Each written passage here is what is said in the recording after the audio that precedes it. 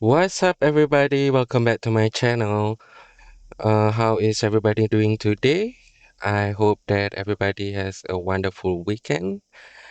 Anyway, today we are going to talk about the World Economic Forum and how I feel like they have a satanic agenda. So let's get to it. But before we start, please, if you like my video, if you enjoy my video, please don't forget to like and subscribe to my channel. And also feel free to leave a comment. I'm open to ideas, I'm open to debates. And let's get started.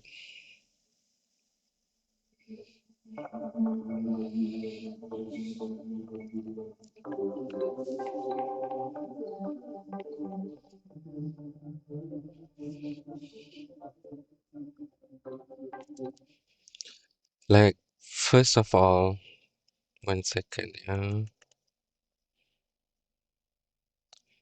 One second. What does it means by you will own nothing and you will be happy? And what does it means by whatever you want, you will rent and it will be delivered by drone?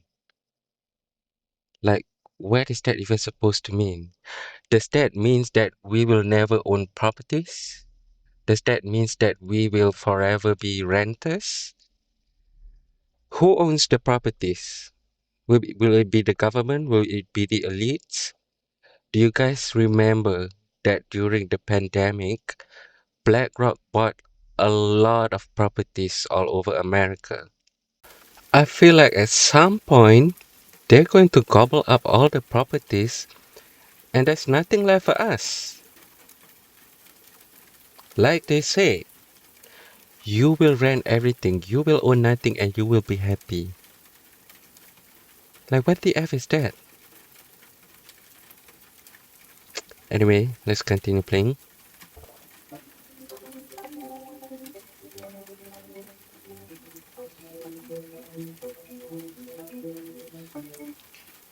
The US will not be the leading dominant superpower. A handful of countries will dominate. You mean there will be more wars? You mean, I don't know, the way they are saying this, I'm just reading into it and I feel like what they actually mean is there will be no countries anymore in the future. The one world government. Have you guys heard of it? They're trying to eliminate national sovereignty. Pay attention to it. Anyway,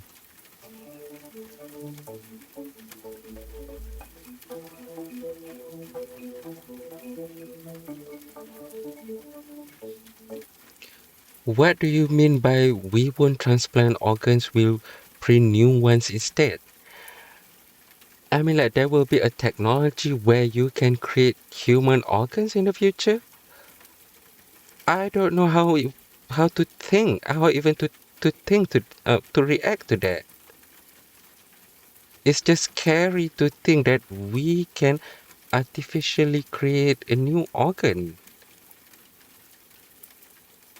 I can't even imagine it right now how that's going to happen, but probably they already have the technology to do that, I guess. But anyway, let's continue playing.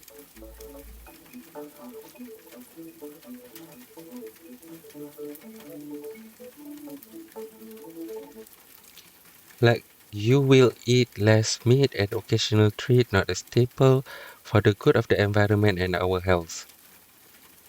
Like, if I want to eat meat, like, who are you to tell me that I cannot eat meat? And the problem I have with this is you cannot do this, you cannot do that. It's like they're telling us what to do and not what not to do. Anyway, they're small.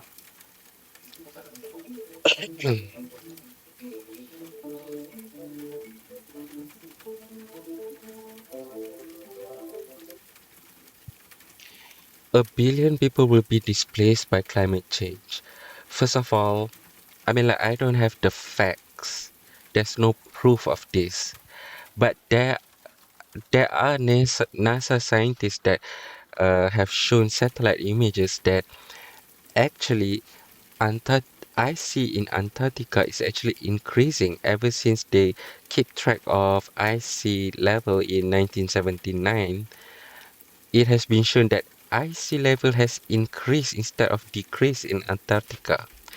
Now, there's some debates around with scientists that I don't know. There's a whole a lot of argument about that. That's why I said I can say for sure whether climate change is a hoax or not.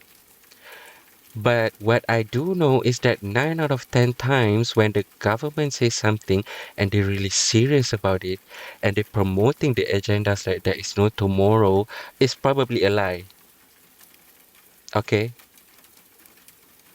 And there's more to this climate change. Watch this. Oh, by the way, we'll have to do a better job at welcoming and integrating refugees. Like, first of all, according to Marjorie Taylor Greene, she's saying that the government is actually manipulating the climate. So like I said, we don't even know whether this climate change is really for true on the truth or not. Okay, my gut feelings, again, don't come after me. This is just my gut feeling. My gut feeling tells me that it is a hoax, okay? They're just creating fear mongering into our brains, and then they're pushing for this kind of agendas, more refugees. I mean, like, there are people in multiple countries that are saying, we don't recognize our country anymore. The language has changed. For example, in America, a lot of people no longer speak English, but they speak Spanish. Cultures have changed. In Europe, they have tens of millions, maybe not tens of millions, but millions of Muslims in Europe. It's no longer a Western Christian country. And it's not going to produce positive results. I mean, imagine if 300 million Americans migrated to Mexico. Will Mexico be open to that level of immigration? Imagine if the Middle East is suddenly being flooded by tens of millions of Christians from the West. Will they welcome these immigrants with open arms? I mean, like, let's not kid ourselves. Let's not call this white supremacies or racism or whatever. I mean, okay? I'm not even white, okay? But I feel like what they are doing, like I said, is a one world government agenda. They're trying to eliminate cultures, they're trying to eliminate languages, they're trying to eliminate the national sovereignty of the country. You can't even have a border anymore. That's their plan. That's what I feel like. Again, this is just opinion, don't come after me. Anyway,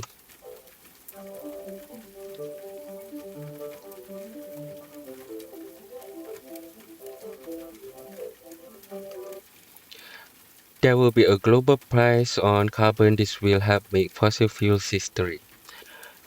Okay, I mean, like, it is true that renewable energy is cheaper than fossil fuels.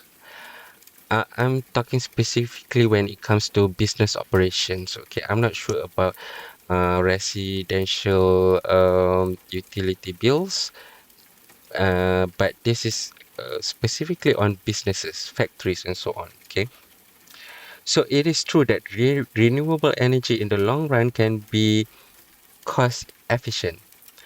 But what people don't talk about is the upfront cost is usually very expensive for you to adopt renewable energy. Okay, the big companies, the large corporation, they won't have any problems paying for this upfront costs. What is concerning is what will happen to the small businesses that couldn't afford to pay for these facilities, renewable energy facilities. What I feel like they're planning right now is to create a market monopoly dominated by only the big companies. I mean, like, at least in the Western countries, that has been the case for 30 to 40 years already, at least. You know, maybe they haven't put this such strict regulations on fossil fuels, but the West has been more than happy to destroy the small businesses by making ridiculous amount of regulation. The US has 180,000 pages of business regulations, which is absurd, okay? If you wonder why the US have such huge trade deficit with China, that's the that's the number one reason, by the way. And I've heard in France it's even worse. The amount of regulation in France is is a catastrophe. The business environment is just ridiculous. There's a reason why Western businesses outsource mostly to China, but also other Asian countries and Latin America, because it's no longer feasible to do businesses in the West unless you're doing service. You're providing services, you know, service industry. But if you want to do manufacturing, if you want to open a factory in the West, it's no longer feasible. This, and this time around, they're going to make all countries have to adopt to this ridiculous uh, global price. There will be a global price on carbon if we play. There will be a global price on carbons. Polluters will have to pay for to emit carbon dioxide. I mean, like, I forgot, I have to double check, but I believe during the pandemic, Australia have a 10% reduction in carbon dioxide. And the results to the economy has been a catastrophe during the pandemic just because of that 10% carbon reduction. Now the EU, the European Union, the EU, they are talking about zero net emission by 2050. I mean, like, that's not realistic at all. 0% emission. I mean, like, if it's already 10%, if it's already a catastrophe for a 10% carbon reduction, what would the result be over a 100% carbon reduction? This is an extremist view, okay? Anyway, that's more. I'm trying my best not to get emotional, but this time they're really making me mad.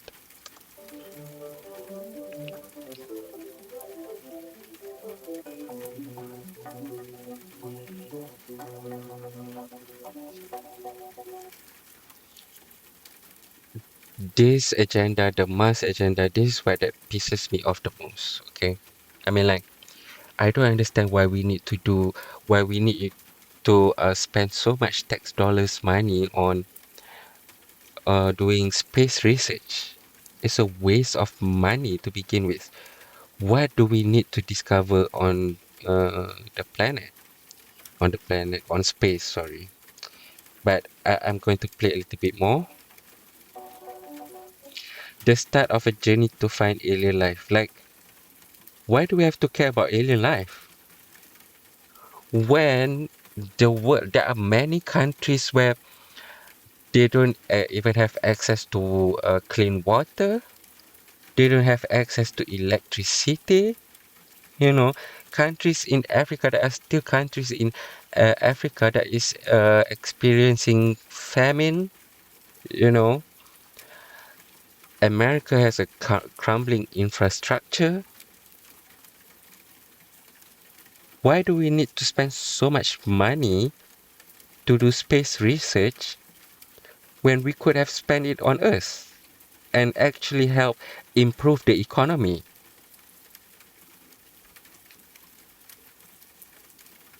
Anyway,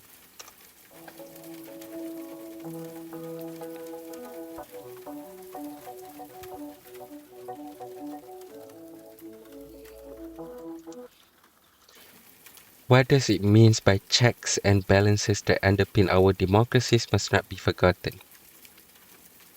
Hmm? Sorry, guys. Does this mean that you can only say some stuff, but some stuff is out of the limit? Hmm? Do remember that recently they are trying at least to pass a law in America to curtail all speeches, all criticism on Israel.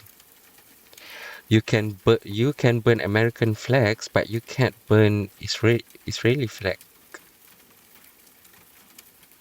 Make it make sense. There are no such thing as a limitation to democracy. Free speech should free speech should be free speech. Period. Okay, that is what I believe. Now, it depends on which country we are talking about. I believe that the very poor countries, usually they are not ready to have full-scale democracies, but at least for the developed economy like the US, Europe, Japan, and so on, there shouldn't be check and balances. I mean, like, I don't like Jordan Peterson, but I have to agree about one thing that he said. You know, he was saying that in order for us to think, we must risk offending other people's feelings. I mean, like, it's true. You know, free speech can lead to offending other people, other races, other religion, and so on. But in order for us to solve problems, we must risk offending other people. So there shouldn't be any checks and balances.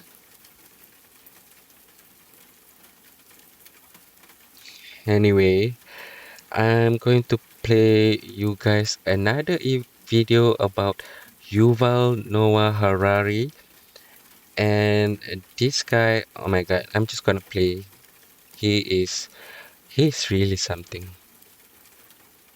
Anyway, if you think that's frightening, wait until you hear what Yuval Noah Harari speaks. Okay, Yuval Noah is one of the most famous speaker in World Economic Forums, and he has been invited to give speech a couple of times over the past 10 years or so. So I'm going to play it. Pay attention to what he's saying. This is very scary, guys.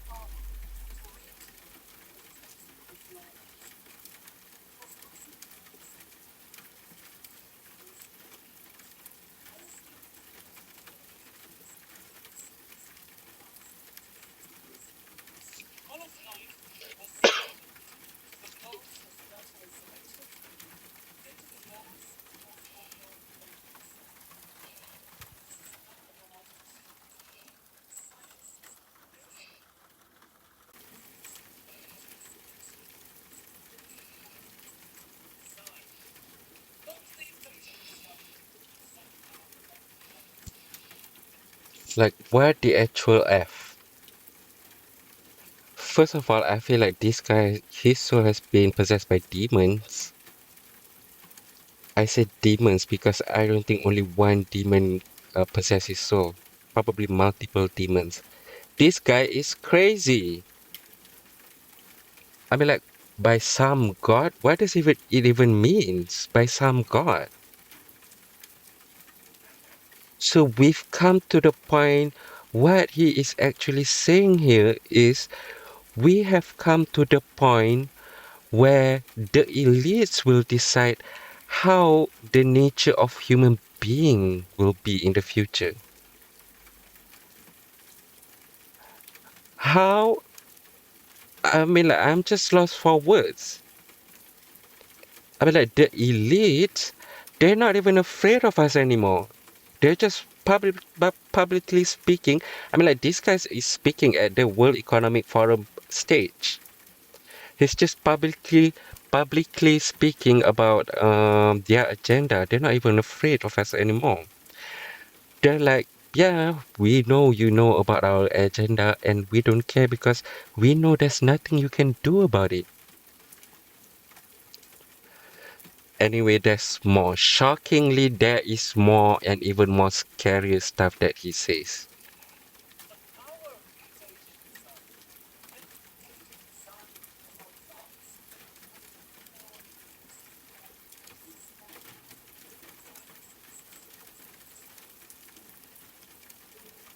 Sorry guys, I lost my network again just now. Anyway, let's just continue playing. And at the same time, science may enable life. After being confined for 4 billion years to the limited realm of organic compounds, science may enable life to break out into the inorganic realm. Humans are now hackable animals. The whole idea that humans have, they have this soul or spirit and they have free will and nobody knows what's happening inside me. So whatever I choose, whether in the election or whether in the supermarket, this is my free will. That's all. Free will, that's all. Like, what the F? Humans are hackable animals? And there is no longer free will? Okay, I'm just going to play first. I will comment later. Today, we have the technology to hack human beings on a massive scale. Yeah, I mean, everything is being digitalized, everything is being monitored. In this time of crisis, you have to follow science. It's often said that you should never allow a good crisis to go to waste, because a crisis is an opportunity to also do good reforms that in normal times people will never agree. But in a crisis, you see, we have no choice. Okay. Okay, play first, play first. Vaccine won't help us. The vaccine will help us, of course, will make things, more manageable. So things. Like, what the Oh my god. I gotta be patient, don't get angry. But pay attention where he said, 1 second, let's go back. If I choose whether it be elect, that's all.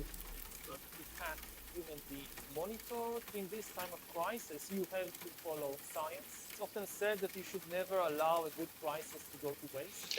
Never allow a good crisis to go to waste. You see, this is another theory that I have developed over the years. I will cover this in the future, but if you look into it, every 50 years or so, we will have a severe economic depression.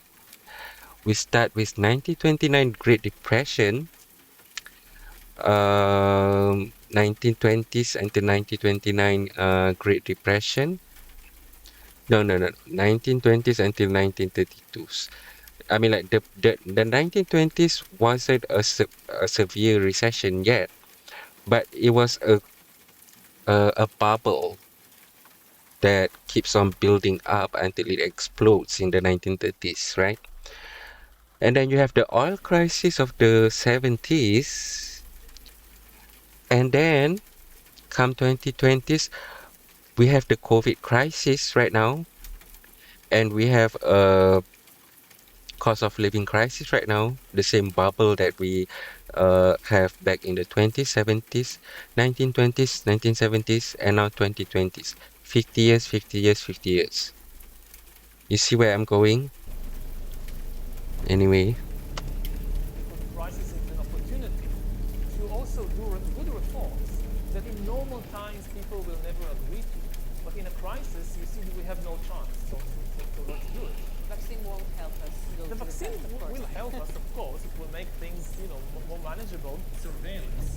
People could look back in 100 years and identify the coronavirus epidemic as the moment when a new regime of surveillance took over, especially surveillance under the skin, which I think is maybe the most important development of the 21st century, is this ability to hack human beings, to go under the skin, collect biometric data, analyze it, and understand people better than they understand themselves. This, I believe, is maybe the most important event of the 21st century. By hacking organisms, elites may gain the power to re-engineer the future of life itself. Because once you can hack something, you can usually also engineer it. Natural selection. I mean, like, I'm not judging people when. Sorry, guys. I'm not judging people when they are pro vaccines and so on because I used to be one of them. Okay? And I actually had 2 COVID shots. I regretted it. But I mean, like he said it already. The COVID vaccine is a way to let us play back.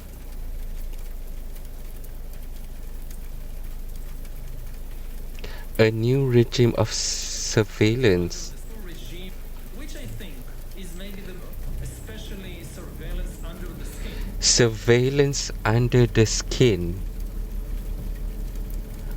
I mean, like, if this guy is a complete nobody, I mean, like, I will say you're just talking crazy. But this guy has been getting interviewed.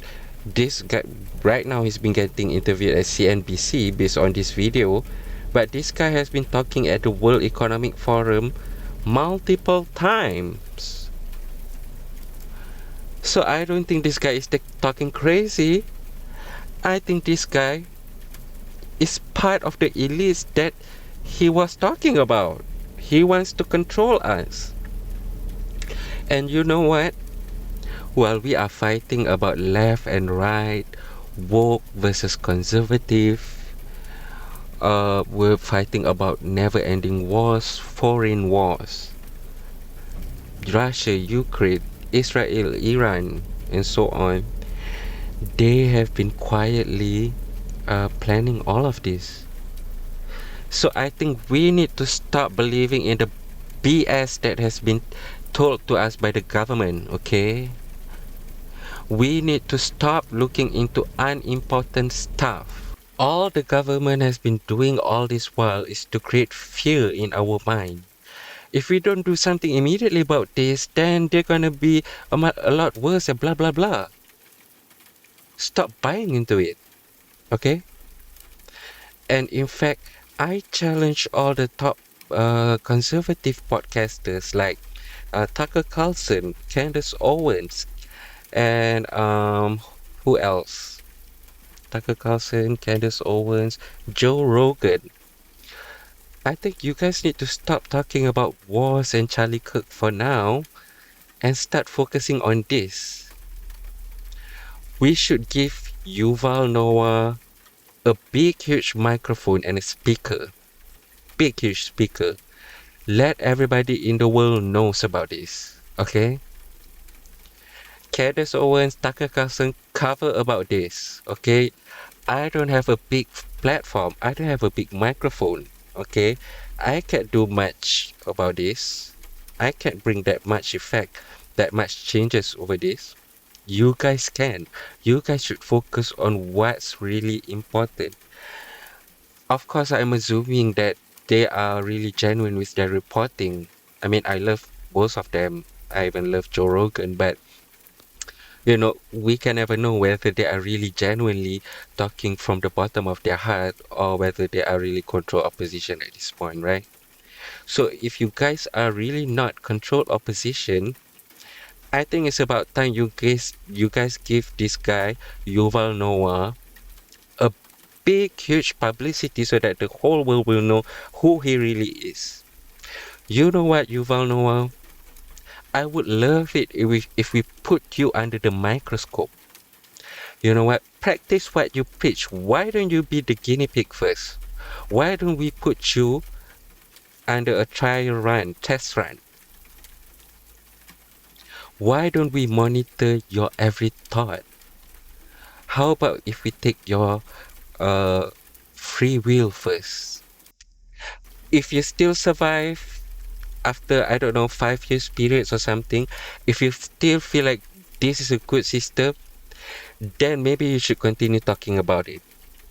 But if you don't like how it feels, if you have undergone this test and you don't like how it feels, you are under no rights to talk about this, okay? Hmm? How about we all sign a petition to put Yuval Noah under the microscope? Since you suggested this system and you are so keen to implement this system, I think you should be the first guinea pig of the system. Oh my god, sorry guys, I get a little bit emotional. I mean, like, out of all my videos, this is the most evil plan I've ever seen. Okay? I I can't believe it when I first discovered this video. I mean, like, it's just insane. Okay? Anyway, thank you to all of you for watching my video.